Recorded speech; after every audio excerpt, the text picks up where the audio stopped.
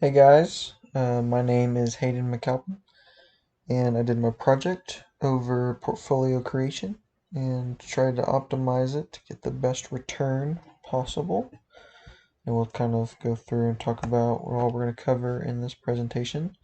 We'll talk about kind of my goals of the project, the data I used, as well as the models, and go through the model results. I'll kind of talk about how I created the models and kind of what I used. And then the portfolios that I created and some conclusions that I made throughout the project and in studying um, and researching everything. So the goals of this project is to just gain further and practical understanding using fundamental finance models to assess stocks, and that was key. That's kind of what the whole project is about. And I used R to do all of my coding, all of my calculations. Data manipulation, just making sure everything fit right, training my models, getting the models to do the work for me, and making sure it was all good, and built a portfolio from these model results. And we'll kind of go through all those steps. As far as the data that I used, I got it all from finance.yahoo.com. As far as the selection of the stocks, I actually got those from Kaggle. They had a group do a study, and they had 24 stocks that they had chosen in these four different areas. So I just went ahead and kind of used that same selection, but I wanted the most recent data, so I extracted that from Yahoo and just using that 5-year period from 2016 to 2021. Looking at our sectors, we went to aviation, finance, pharmaceuticals and healthcare, as well as technology. And then we used the S&P 500 index to represent the market as a whole, as it is a pretty good estimator of how the market performs. In aviation, these are the stocks that we're looking at American Airlines, Allegiant, Alaska, Delta, Hawaiian, and Southwest. And here is a time series price plot for us for our stocks. As you can see, Allegiant kind of had a spike in 2018 that the others didn't really experience, but everyone else kind of had similar trends. Got that drop in 2020 from the COVID pandemic, and everyone's kind of slowly getting back to where they need to be. Allegiant's actually recovered quite nicely and is actually higher now than they ever were. But we wanted to go and normalize this, and as we'll see why in some of the other categories or sectors. But kind of see how these all performed on a normalized basis. Trying to put them all on a similar scale. You can see that drastic drop in 2020 and everything. That's good. In finance, we're looking at Barclays, Credit Suisse Group, Deutsche Bank, Goldman Sachs Group, Morgan Stanley, and Wells Fargo. Again, got another time series stock price, and as you can see, this GS stock right here, its price point is a lot higher than all of our other stocks. So we wanted to normalize this so we can actually compare them a little easier and kind of see the trends. They all kind of follow similar patterns. Spike in 2018. And then that drop in 2020, but I mean, all of them really had that. Yeah, Wells Fargo is taking a little longer to recover after the pandemic than some of our other stocks, but everyone's on the rise, which is good. Pharma healthcare, look at Bosch, Johnson & Johnson, Merck & Company, Pfizer, Roche Holding, and United Health Group. Interesting to see how Johnson & Johnson and Pfizer do, as they kind of just came out with our vaccines just recently. So we'll kind of see how their stocks have changed and what they've gone through over the last 5 years. United Health has the highest price point of all of our healthcare and pharmaceutical companies. Johnson Johnson in second, and Pfizer's down here. But again, we want to normalize this to really make any comparisons. It's interesting to see how Barclays kind of dropped in 2016, 2017, and then slowly started to increase with the rest of the stock market. They've definitely taken a little bit longer to recover, but they're getting up there. And then Pfizer's actually on the trend down, which is interesting with their vaccines coming out. We'll see how that changes in the next few months or so by the end of the year. Technology, looking at Apple, Amazon, Facebook, Google, or Alphabet Incorporated, IBM, and Microsoft. These are all really big companies, so be interesting to see how they perform. And as you can see, Google and Amazon have much higher price points than the other companies. They are doing pretty well for themselves, but we're going to normalize it so we can compare them all together. IBM is pretty sporadic. They've had their drops, but they've definitely had their peaks, so it's definitely an interesting stock. Thing you're not getting into, it'd be a really risky one to jump into. But just kind of looking at the trends, they're all going up and looks good. That drop in 2020, everything looks nice. Alright, and then one of my models I'm going to be using is the Fama-French three-factor model. One of the creators of this model actually works at Dartmouth, and so they have this whole database full of files and values that you can use for their various models and everything. And so I was able to download their values for SNB HML for the size and value premiums. And these are kind of the expansion on the CAPM model, which I'll get into here in a second. And it also had the risk-free rate of return for the market, which was very helpful. Here, so looking at our models used, we've got our capital asset pricing model, which is what I got from class and something that we all kind of went through. And then the Fama-French three-factor model is one that I looked up myself and just kind of researched how that works and figuring the ins and outs of that. And it's kind of interesting, but just that the Fama-French three-factor model builds on top of the CAPM, just because the CAPM focuses solely on market return and kind of how that relates to a stock's return, but Fama-French looks at those variables I mentioned earlier with the size premium and value premium, kind of how they affect everything. So what they have found is that actually the small market or small size, small value stocks actually perform or have a higher expected return than normally in the CAPM model. But here's our time series regression model for the CAPM. Here looking at our market return, and then this is our return from our stock. And then how we calculate estimated return is we get our betas from this time series regression, which in R, I just used a simple linear model to get my betas for this one and my alphas. And we were able to use those to kind of narrow down our stock, and with those beta values, able to determine the estimated return on said stocks. And so here's kind of the definition of our variables, just in case you need to look over it. For the Fama-French three-factor model, it looks pretty. I mean, this first section right here is basically, it's exactly the CAPM model.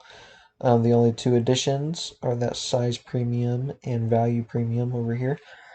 So it just kind of gives the model some extra variables to look at to kind of determine our rates of return. And then calculating estimated return from our betas from this regression model, we're able to get our estimated returns here.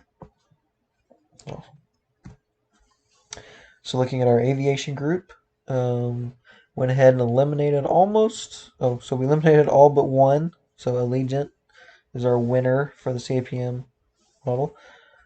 These alpha values show that the stocks just didn't perform well enough for their risk. and with a beta of 1.3 and a Sharp of 2.4. It's pretty decent investment opportunity, and with our annualized return rate of 19.5%, 19.6, it's higher than our estimated market return, so it's a good stock. Looking at finance, looking at MS, similar reason to eliminate our first three in WFC, just the alpha values being negative. It's a no-go. And as far as why I chose MS over GS, their values are pretty similar, pretty close together. Higher alpha here and slightly higher beta and Sharp, indicating a little higher risk with a 2% return. Figured it was worth it. Might as well go for it. With pharma and healthcare, United Health kind of took the cake. Pfizer and BHC both have negative alpha values. We don't like that. Johnson & Johnson, MRK, their beta values were less than 1, which is not ideal. And their return rates are really low anyways at 10 and 10. And 15, I mean, it's not super high, but still better than our market return. So of the 6, we'd go with this one. And in technology, we're going with Microsoft. IBM, didn't really like that one across the board. I mean, from alpha to beta, and its return being less than the market, didn't like it. Amazon, beta value less than 1. And then with Google, Facebook, and Apple, I probably could have went with Apple, just because, I mean, it was really in a toss-up between Apple and Microsoft. Their values are pretty similar. Microsoft a little higher risk, a little smaller alpha value, but the beta was bigger. So just went ahead and chose Microsoft, and it had a higher return rate. So the first portfolio, I just went ahead and evenly distributed a $100,000 account, something I would love to have one day. Hopefully we can all get that, make some investments. But anyways, evenly distributed that amongst the 4 stocks, and this developed an estimated return of 18,000. And then went ahead and tried to distribute it a little differently, based upon our betas. Go a little more in the riskier data. So in the Microsoft and MS, their beta values were higher. Oh, LGT. But with the higher beta values, decided to go in there and estimate return of 18,266. So a little bit of an increase, but a $200 increase. So that's nice. Over a year. Now looking at the Fama French model, we've got our narrowed down, eliminated alpha values. Return rates, as we can see, are a lot lower than in the CAPM model. And so we went ahead and went with Allegiant again. It had the highest return rate, even though it is lower than the market. That is a-okay. Still go for it. Here, went with MS, get rid of WFC, DB, and CS because of those negative alpha values. The return rate was the highest, so we went ahead and picked that as well. And the risk factors weren't super high, so this is good. With the pharma and healthcare sector, went ahead and went with BHC just to kind of switch it up. And it had the highest return rate over United Health, which is what we chose in the CAPM model. But with positive alpha, and the betas are decent and good Sharp ratio, and picked BHC. The technology, switched it up again, went with Apple. Honestly, could have went with Microsoft or Apple, really Amazon, or I mean any of them, but IBM because of that negative alpha value. But Microsoft had a really high Sharp value, and so did Google. I mean, Apple and Amazon are reasonably high, but I just went ahead and went with Apple. Yeah, just went ahead and used that one. So again, just equally distributing of that $100,000 account. Its estimated return is a little bit lower than our CAPM model, but the Fama French takes into account a few more variables, so you would expect to see that difference. And then here, since most of the betas were pretty similar, I wanted to switch it up and went proportionally by the Sharpe ratio. So as you can see, Apple's Sharpe ratio is much higher than the other ones. So that's why I got most, and it got up to 18,100, which is a good jump. Since I mean about almost $800 jump, which is good. Yeah, so that would be our estimated return for that one. In conclusions, Fama French takes into account more variables to estimate a stock's return, so it kind of gives it more information to feed off of. CAPM model had slightly higher returns on our investment, but it only factored in the market value. So I feel like the Fama French would be a little bit more accurate because it takes into account more variables. And other studies have also shown that. Yeah. And a lot of the larger companies, their returns actually dropped between the CAPM model and the Fama French. But I mean, either way, making 18,000 or 17,000 in a year on just having your money sit there, I mean, it's a whole part-time job, so that'd be pretty good.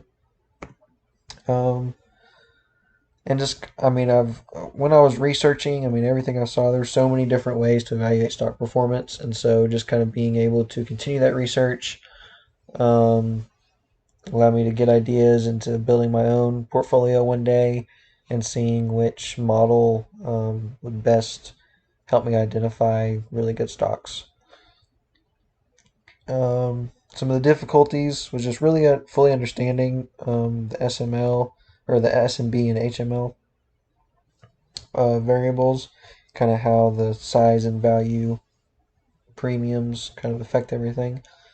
And then actually getting all the data to match up was a little weird because the Fama French, all of their dates were as an integer in year, month, and day. So I kind of had to adjust everything so that we could combine all the data and kind of manipulate the uh, date data to where it all fit together. And then here are my references. Financial Yahoo, Dartmouth, Vistapedia is kind of the main place I learned about Fama and French. And then also our book, our textbook as well. Got information from there. So yeah, and I mean, this was a really great opportunity to kind of really get into the Fama French model and CAPM model and kind of see how it all works.